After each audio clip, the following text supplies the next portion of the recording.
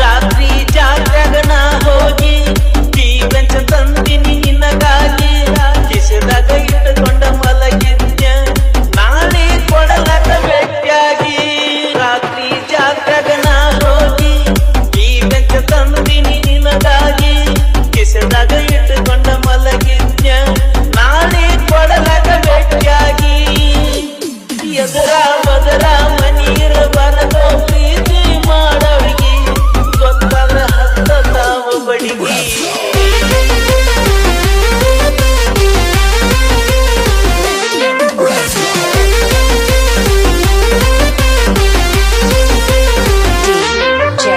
Shrishail